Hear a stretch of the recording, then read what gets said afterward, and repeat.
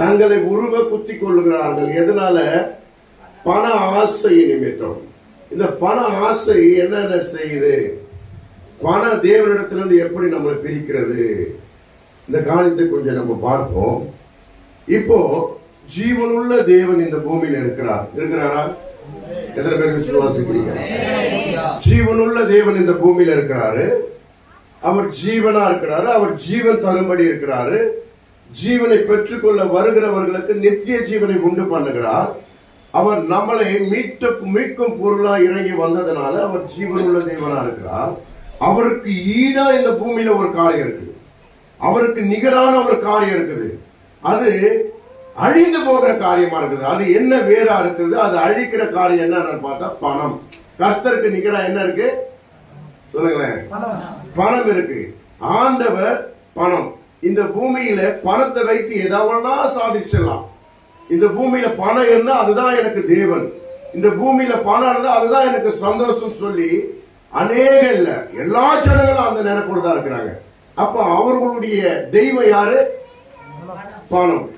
அப்போ கிறிஸ்துவை பணத்தை காட்டில கிறிஸ்துவ தான் முக்கியம். இந்த பணம் இந்த ஆசீர்வாதம் தேவன் கொடுப்பார் சொல்லி முதலாவது தேவனை தேடுகிறவர்கள் எல்லாம் அவர்கள் இருதயத்தில் யார் இருக்கிறாங்க?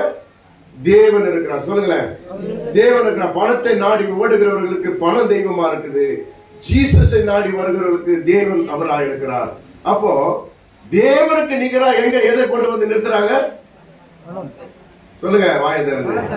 பணத்தை கொண்டு வந்து நிறுத்துகிறார்கள். இந்த பணம் ஒரு நாள் அழிக்கப்பட்டு போகும். இந்த பணம் ஒரு நாள் நம்ம பார்த்தாலும் காணாத இருக்கும். எல்லாமே ஒரு நாள் மாயையா மாறிவிடும். அல்லேலூயா, அல்லேலூயா. அப்போ இந்த பணத்தை நிமித்தம் நம்ம தேவனை எப்படி இழந்து போகிறோம்? பழைய ஏற்பாடுல மனுஷன் காண்கிறபடியாய் தேவனை ஆசீர்வதித்தார். அவன் கண்கள் கண்டது. சொல்லுங்களேன், பழைய ஏற்பாடுல அவருடைய கண்கள் கண்டது, தேவன் ஆசீர்வதித்ததை அவர்கள் பார்த்தார்கள். புதிய ஏற்பாடுல தேவனுடைய ஆசீர்வாதம் வெளியரங்கமா இல்ல, உன் ஆவிக்குரிய ஆசீர்வாதத்தை தருகிறார். உன் ஆவின் பலனை தருகிறார். எல்லாவற்றையும் சுதந்திரத்துக் கொள்ள ஒரு வல்லமையை தருகிறார். ஆவின் மகிமையை உனக்கு தருகிறார். தேவனை முக்கியமா தேவனை அப்பான்னு கூப்பிடுகிற அந்த சுவிசேஷத்தின் ஆவி, அந்த புத்திரத்தின் சுவிகாரத்தின் ஆவியை உனக்கு தருகிறார். அப்போ பணத்தை காட்டிலும் காண்கிறதை காட்டிலும் எனக்குள்ளே ஆவியின் பலன் தான் முக்கியம். நான் கர்த்தரிடத்துல சஞ்சரிப்பதை தான் முக்கியம். அவரை நோக்கி பார்த்தா எனக்கு எல்லா ஆசீர்வாதமும் கிடைக்கும். அந்த நினைப்புல ஓடுகிறவன் தான் ஆவியின் பலத்தில் இருக்கிறார். அப்போ புதிய ஏற்பாட்டுல என்ன ஆண்டவர் தருகிறார்னா ஆவின் பலனின் ஆசீர்வாதம். இந்த ஆவின் பலனின் ஆசீர்வாதத்திற்கு எது தடையா கொண்டு வந்து சத்துரு நிற்கிறானா? இந்த மாம்சத்துடைய இச்சையை கொண்டு வந்து நிறுத்துகிறான். அப்போ இந்த மாம்சத்தின் இச்சைக்கு எது தேவை? பணம். எது தேவை? எதை நிறைவேற்றினாலும் அவருக்கு எது தேவை? பணம். எங்க போனாலும் அவனுக்கு பணம். அப்போ அந்த பணத்தையே நாடி ஓடும்படி, ஆவிக்குரிய ஆசீர்வாதத்தை இழந்து போகும்படி மாம்ச சிந்தைகள் அதிகமா மாத்துறான்.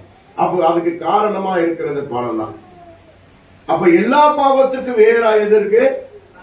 சொல்லுங்க, எல்லா பாவத்துக்கும் வேறு எதுனா பணம் தான். அந்த பணம் தான் கர்த்தரையே மறக்க வைக்கிறது.